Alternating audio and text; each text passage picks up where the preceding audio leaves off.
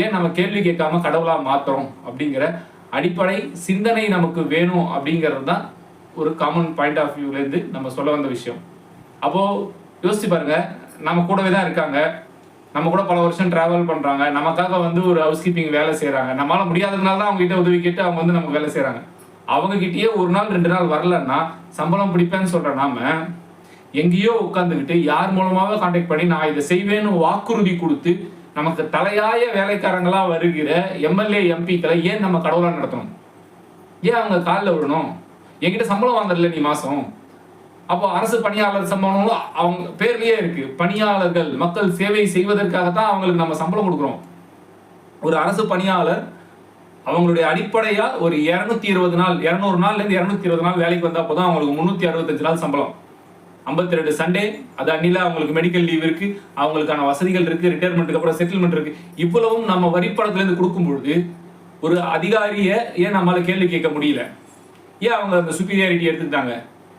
அப்படின்னா இப்போ ஒரு கால் காசு ஆனாலும் அரசுக்கு சம்பளமா இருக்கணும் அப்படின்ற மாதிரியான பழமொழிகள் எல்லாம் நம்ம பெரியவங்க உருவாக்கி கவர்மெண்ட் வேலைங்கிறது வருமானத்துக்கு அப்படின்னு ஒரு பதிவை வச்சுட்டாங்க. கவர்மெண்ட் வேலைங்கிறது மக்கள் சேவை அப்படிங்கிற ஒரு அடிப்படை தன்மையவே நம்ம மறந்துட்டோம். அப்ப அதிகாரிகளும் அரசியலாளர்களும், ஏன் அரசியலாளர்னு சொல்றேன்னா அரசை இயல வைக்க வாதிடுபவன் தான் அரசியல்வாதி. இன்னைக்கு யாரும் அப்படி இல்லை.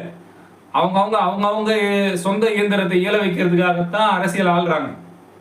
அப்போ இங்க நம்முடைய அரசியல் சூழலை சரி பண்றதுக்கு நம்ம ஓட்டு போடுறது மட்டும் இல்லாம சரியான நபருக்கு ஓட்டு போடுறோமா? அந்த நபரோட மேனிஃபெஸ்டோ என்ன? நமக்கு வேண்டிய அண்ணன், நம்ம ஏரியா கவுன்சிலரு, நம்ம ஏரியா கவுன்சிலர் 50 வருஷமா இருக்கிறாங்க, 7 தலைமுறையா இருக்கிறாங்க, 9 தலைமுறையா இருக்கிறாங்க. அவங்க 9 தலைமுறை என்ன பண்ணிட்டு இருக்காங்க? 9 தலைமுறையா 3 தலைமுறையா திருப்பி மழை வெள்ளத்துக்கு நிவாரணம் கொடுத்துட்டு இருக்காங்க. நம்ம இந்திய நாட்டுல ஒரு நடுத்தர வர்க்கத்துல இருக்கிறவங்க முன்னேறி நல்ல பணக்காரங்களா செட்டில் ஆகிறதுக்கு 3 தலைமுறை போதும்னு சொல்றாங்க இந்தியன் கவர்மெண்டோட கணக்கெடுப்பு. யோசிச்சு பாருங்க. அப்போ மദ്രാஸ் மாதிரியான பெரிய மாகாணம் பிரித்து ஆளப்பட்டதுக்கு அப்புறம் சென்னை சிட்டியா மாறி இன்னைக்கு மெட்ரோ சிட்டியா மாறி சென்னை மெட்ரோ சிட்டி 2.0 மாறியும் இன்னும் இந்த வெள்ளம் நிவாரணம் கொடுக்கும் நிலையில் தான் இருக்கிறது. வெள்ள நீரை சரி பண்ற நிலையில் இல்லை. நம்ம மண் வளம் நீராதாரம் கொண்ட வளம். அப்போ இந்த நீராதாரம் கொண்ட வளம் நம்ம தண்ணி மண்ணுல ஊறணுங்கிறத அடிப்படை தன்மை. இந்த அடிப்படை தன்மையவே மறந்துட்டு துபாயில பண்றாங்க, சிங்கப்பூர்ல பண்றாங்க, அந்த நாட்டுல பண்றாங்க. யாரையா கேட்டா அவங்க கிட்ட இதெல்லாம் தேவையா? இதே ஒரு காமன் மேனா நம்ம யோசிக்க வேண்டிய கட்டாயம் இருக்கு.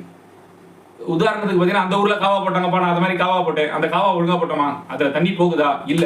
நாம் நிவாரணம் கேட்கும் நிலையில் இருந்து நாம் கேள்வி கேட்கும் நிலைக்கு உயர்வதற்கு யார் நமக்கு துணை நிற்கிறாங்களோ அவங்களை செலக்ட் பண்ணி ஓட்